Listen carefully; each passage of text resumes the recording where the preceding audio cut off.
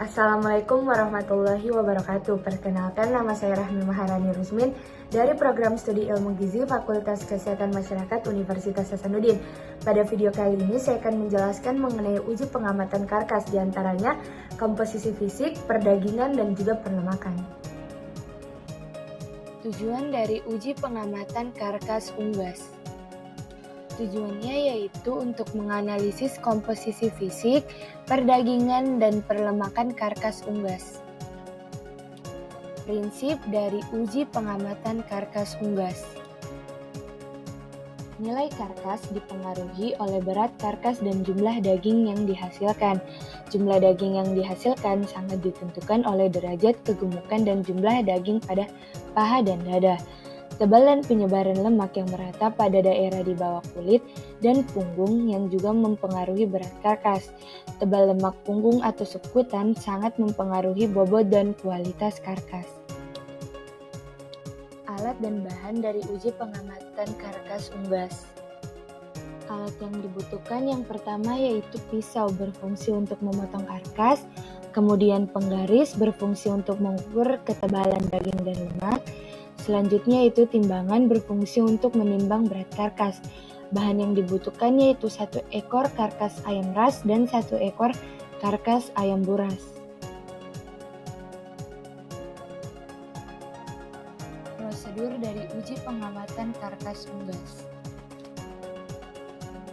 Yang pertama, komposisi fisik karkas. Pertama, timbang karkas secara keseluruhan. Catat hasil penimbangan skor berat karkas berdasarkan 3 skor berikut.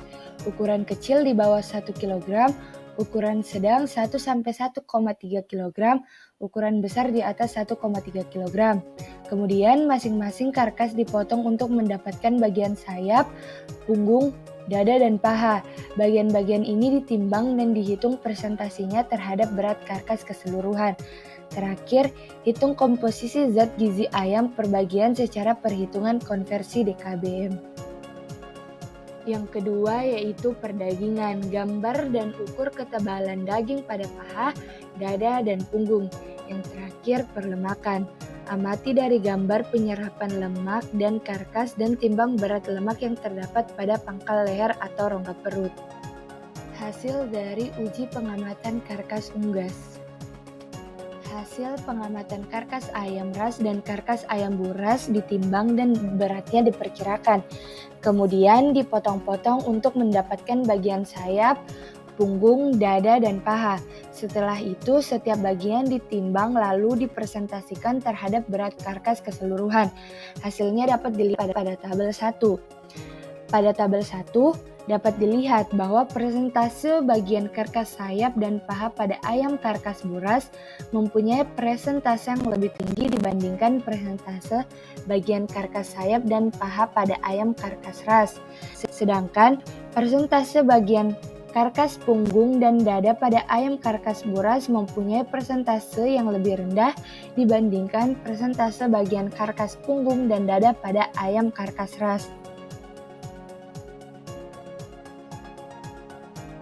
Pada tabel 2 dapat dilihat faktor mutu perdagingan karkas ayam ras dikategorikan sedang, sedangkan karkas ayam buras dikategorikan tebal. Sedangkan faktor mutu perlemakan keduanya dikategorikan ke dalam tipis. Sehingga dari data tersebut dapat disimpulkan bahwa perdagingan dalam karkas ayam ras masuk ke dalam mutu 2, sedangkan perdagingan karkas ayam buras masuk ke dalam mutu 1. Selanjutnya perlemakan pada karkas ayam ras masuk ke dalam mutu 3, sama dengan perlemakan karkas ayam buras juga masuk ke dalam mutu 3. Kesimpulan uji pengamatan karkas unggas. Penilaian komposisi karkas dapat ditentukan berdasarkan 3 skor berikut. Ukuran kecil di bawah 1 kg, ukuran sedang 1-1,3 kg, ukuran besar di atas 1,3 kg. Nilai karkas dipengaruhi oleh berat karkas dan jumlah daging yang dihasilkan. Jumlah daging yang dihasilkan sangat ditentukan oleh derajat kegemukan dan jumlah daging pada paha dan dada. Karkas yang diamati gemuk dapat juga disebabkan tebal dan penyebaran lemak yang merata pada daerah di bawah kulit dan punggung, yang juga mempengaruhi berat karkas. Tebal lemak punggung atau subkutan sangat mempengaruhi bobot dan kualitas karkas.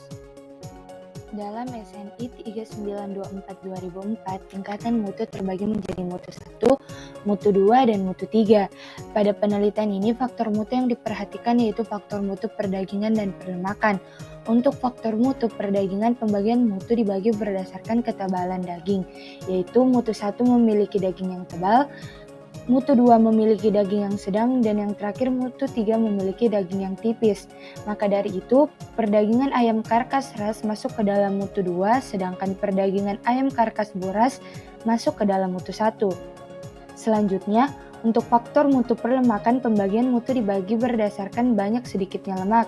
Mutu 1 memiliki banyak lemak, mutu 2 juga memiliki banyak lemak, dan yang terakhir mutu 3 memiliki sedikit lemak.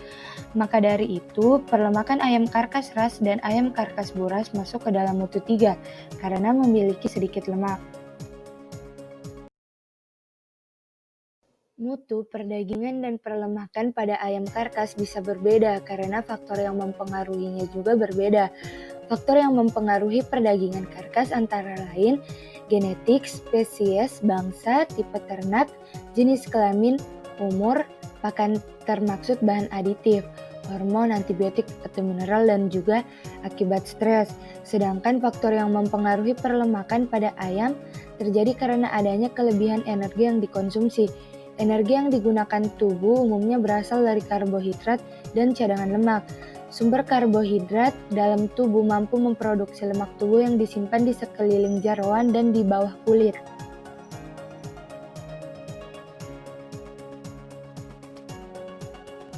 Sekian video yang dapat saya sampaikan, kurang dan lebihnya mohon dimaafkan. Assalamualaikum warahmatullahi wabarakatuh.